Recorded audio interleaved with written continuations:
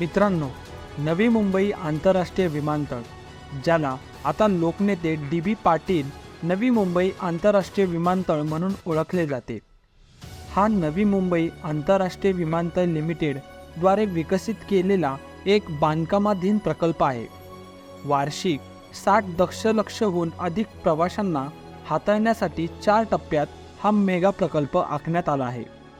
प्रकल्पाबद्दल नवीनतम अद्यतने जाणून घेण्यासाठी पुढे पहा.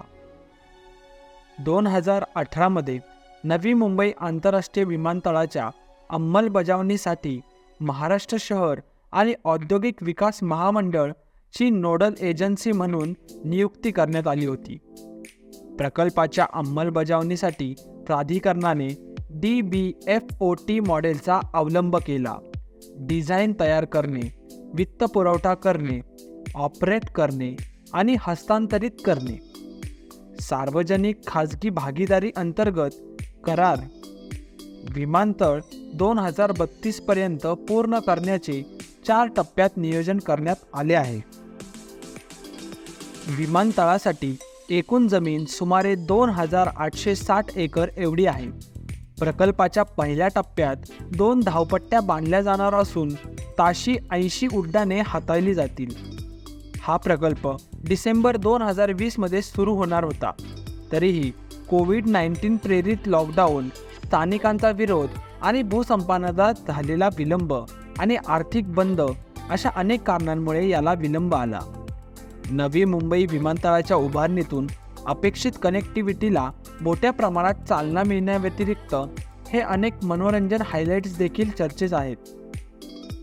भारतीय शहरात 2 आंतरराष्ट्रीय विमानतळ असण्याची ही पहिलीच वेळ आहे. विमानतळ अत्यंत ऊर्जा कार्यक्षम असून पर्यावरणपूरक बनवण्याची योजना आहे. स्वतः ऑन साईट सौर ऊर्जा निर्मिती विमानतळाच्या कामकाजात हरित ऊर्जेचा वापर सुनिश्चित करेल. तसेच स्टेशनवर फक्त इलेक्ट्रिक वाहनांचाच वापर केला जाईल. विमानतळावरील चार्जिंग स्टेशनची सोय होईल. विमानतळ टर्मिनलची रचना देशाचे राष्ट्रीय फूल कमळापासून प्रेरित आहे. हवाई दृश्यातून आश्चर्यकारक व्हिज्युअल इफेक्ट्स ऑफर करणे अपेक्षित आहे. या उल्वे विमानतळाची 2032 पर्यंत सुमारे 2.5 दशलक्ष टन मालवाहतूक करण्याची क्षमता असेल. त्याचवेळी 2032 पर्यंत दरवर्षी 9.5 कोटी प्रवाशांची सेवा करणे अपेक्षित आहे. पहिला टप्पा पूर्ण करण्यासाठी प्रकल्प डिसेंबर 2024 ची अंतिम मुदत पूर्ण करण्याच्या मार्गावर आहे. या पनवेल विमानतळाच्या खर्चाच्या बाबतीत अदानी समूहाने आधीच $1.18 अब्ज गुंतवणूक केली आहे.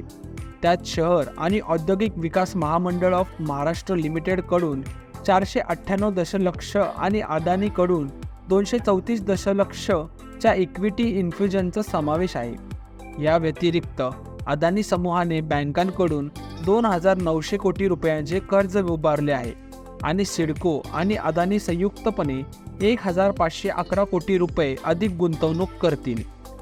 राष्ट्रीय महामार्ग 4B वर स्थित विमानतळ लार्सन आणि टुब्रो IHI कन्सोर्टियम आणि टाटा प्रोजेक्ट्स लिमिटेडद्वारे निर्माणाधीन असलेल्या 21 किमी 6 लेन मुंबई ट्रान्स हार्बर लिंक प्रकल्पाद्वारे मुंबईशी जोडला जाईल.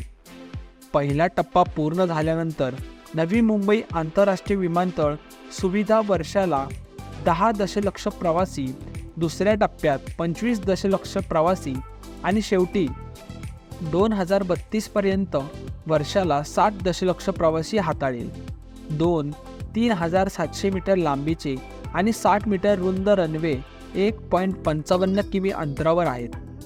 पहिले 2 टप्पे डिसेंबर 2024 पर्यंत पूर्ण होणे अपेक्षित आहे. नवी मुंबई आंतरराष्ट्रीय विमानतळ देखील पुण्याशी जोडले जाईल. यामुळे नवी मुंबईतील कनेक्टिव्हिटी आणि रिअल इस्टेट मार्केटला अधिक चालना मिळेल.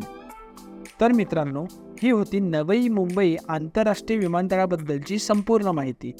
जर हा व्हिडिओ तुम्हाला इन्फॉर्मेटिव्ह वाटला असेल तर व्हिडिओला लाईक व चॅनल सबस्क्राईब करायला विसरू नका.